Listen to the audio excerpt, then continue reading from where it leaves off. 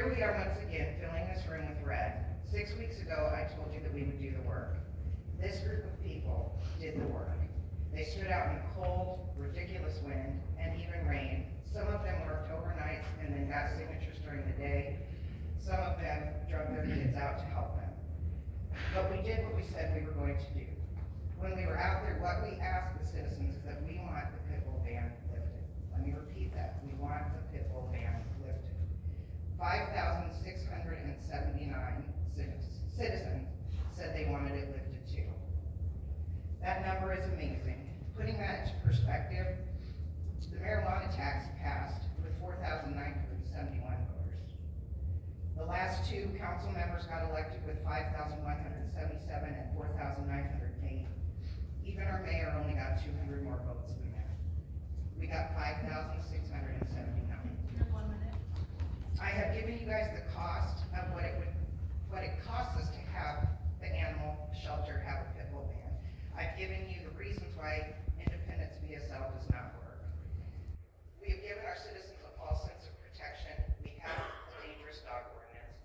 It's time for you guys to do your job. We spent the last month asking citizens what they wanted. We did the ballot for you. Please do your part and overturn this ban. Thank you, Miriam.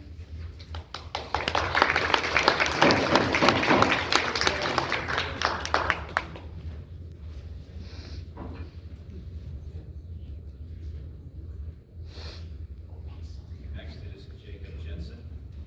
And please state your name and your residence. So my name is Jacob Jensen, 509 East Drinking Road.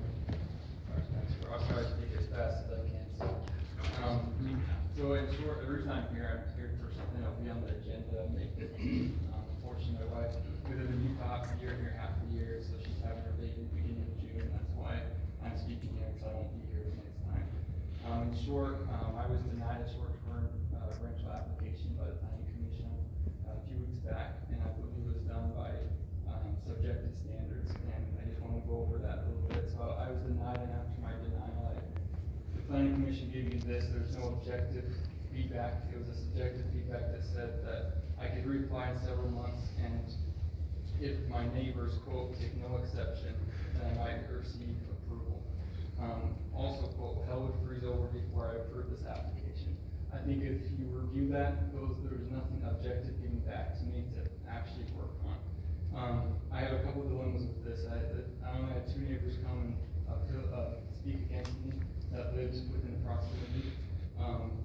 I tried very hard with email, phones, stopping by the house. These neighbors refuse to talk to me, and my issue is if they take no exception, I can get approved. That's nothing that I can do on my own rights. The other issue I had with it is last week, the planning commission, after my planning commission, the short-term rental got approved. That was no different than mine. They were running it illegally without knowing, and neighbors complained, and so they had to stop. They came and applied and basically did everything in the city ordinance to get approved. What's different about theirs is they had two things in writing from the police department where they had issues where police came because there was a loud party that did disrupt, and police actually had to come and evict the people there. Also, there was a break-in of that house. They did everything in the city ordinance bill, and so it was approved. For me, mine was not approved, even though I did the same exact things, but I had two people come and speak against those on my street, and they did not have facts to prove the things that happened. They said that there were drug deals going on in my house, and that there's large parties all night, and I have videos of all that I emailed all you guys that evidence on. So my issue is they got approved when they had stated facts of things that happened, where mine was because I had two people show up, notwithstanding that I had a neighbor speak for me and another neighbor write a letter. So I just don't think that it's fair. I think it's objective. It wasn't objective, it's subjective.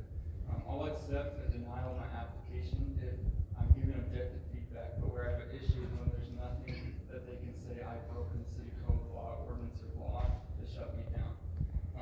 It's a free country to build off of objective standards. A quote I wanted to share that I think is very important is an definable law is not a law, merely a license for some men to rule others. An objective law protects the country's freedom. Only a non-objective law can give status the chance he seeks to his interpretations, his enforcement, his punishment of favors for this defenseless victims. And so, as you can see with mine, and being able to come up, and I hope that you guys take it very seriously, it means a lot to me and my wife. We want to be here half the year when we're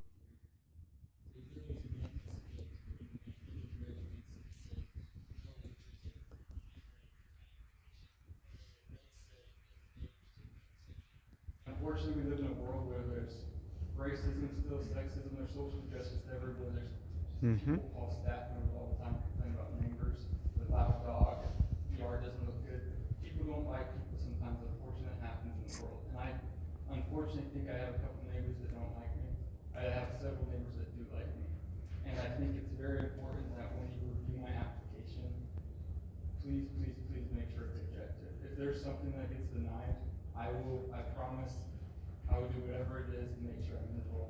And that's all I have to share with you. I appreciate your time and thank you for hearing me out. Amen, brother. Okay, next is Laura Dean Wiley.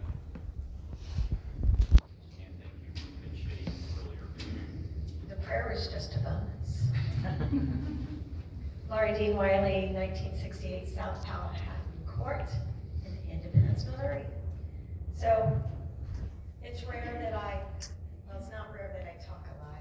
It's rare that I choose the things that are so important to me that I'm going to spend my 5 minutes time giving an opinion that I think is valuable. So thank you for the opportunity to speak tonight about the BSL, or the pit bull ban. So when I was 10 years old, and yes, that was a long time ago, I was playing at a friend's home. I was a block or two away from my house, and I needed to race back before curfew. I decided to take a shortcut and ran through a neighbor's yard where a very happy German Shepherd was excited to greet me. He ended up chasing me and ended up biting my behind. I don't blame the dog. I was somewhere I shouldn't have been, running through a yard that didn't belong to me and that I shouldn't have been in. I couldn't outrun the animal, but I still was injured. My concern is not for me at this point. I made a dumb decision. My concern was somehow I could cause harm to this dog. I could give grief to the neighbor, and City Animal Services might have to intervene. The dog was a German Shepherd, not an American Staffordshire, not a pit bull, a German Shepherd. The dog would be taken, could be taken, and a fate certainly earned that was not his fault at all. So in 2019, I stepped forward to my brother. Many of you know he's an avid walker. And on one of these amazing walks through our beautiful Independence, he traveled off to 7 Highway and Truman Road. Should know that he's a bit of a dog whisperer, somewhat of a dog trainer. All animals love him. He would never taunt or tease a dog. He would never step into somebody's yard he wasn't invited into. But on this occasion, he wasn't given a chance. A dog decided to attack him, nearly ripped off 2 fingers and bit his hand. You would think, Laurie, why are you talking about a dog that hurt your brother? When I care very much about releasing the pit bull ban. Well, it's because, once again, it wasn't a pit bull. It was a beautiful, nice, sweet collie. No, it was an aggressive dog.